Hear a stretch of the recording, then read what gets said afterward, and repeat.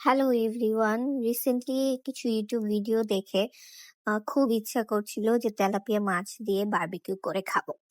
তো যেমন কথা তেমন কাজ, হাজব্যান্ডকে বলে ফেললাম যে আমার জন্য একটু এই মাছগুলো নিয়ে এসো। তো নিয়ে আসছে। এখন সমস্যা হচ্ছে যে আমাদের বারবিকিউ করার মতো কম চুলা নেই যেখানে বারবিকিউ করে। সো আমার একটা গ্রিল প্যান আছে, তো আমি ভাবলাম যে যাক মুরগি যেভাবে গ্রিল করে ওভাবেই বারবিকিউ সস দিয়ে বারবিকিউ করে ফেলবো, বারবিকিউ ফিশ করে ফেলবো।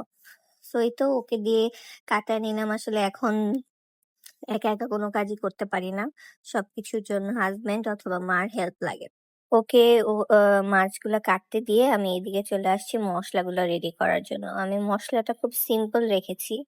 আমি এখানে রসুন, ধনিয়া পাতা, কাঁচামরিচ, লেবু, হলুদ, মরিচের গুঁড়া, দেন জিরার গুঁড়া, তারপর আহ ধনিয়া সস, টমেটো সস যেটা অল্প একটু ছিল, তারপর বারবিকিউ সস, এগুলো দিয়ে খুব ভালোভাবে ব্লেন্ড করে সাইডে রেখে দিয়েছিলাম যাতে করে হ্যাঁ অবশ্যই বিট লবণ সবকিছু ব্লেন্ড করে সাইডে রেখে দিয়েছিলাম যাতে আমরা এটা ম্যারিনেট করে রাখতে পারি।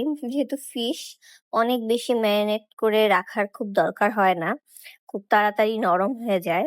সো তাই খুব অল্প সময়ের জন্যই ম্যারিনেট করে রাখবো। ইদানিং খালি এটা সেটা খেতেই ইচ্ছা করে, মানে ভালো মন্দ।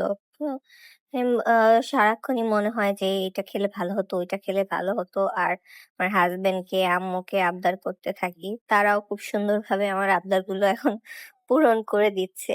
যাই হোক, এটাই হয়তো বা লাইফের প্রাপ্তি যে মা হাজবেন্ড মিলে সবকিছু করে দিচ্ছে। আমিও তাদের সাথে একটু একটু হেল্প করি, বাট আমাকে দেখে তো বুঝতেই পারছেন আমার কি অবস্থা। আমি আসলে অত বেশি কাজ করি না, ঘরের কাজ করতে পারি না, বাট একটা সময় অনেক কাজ করেছি।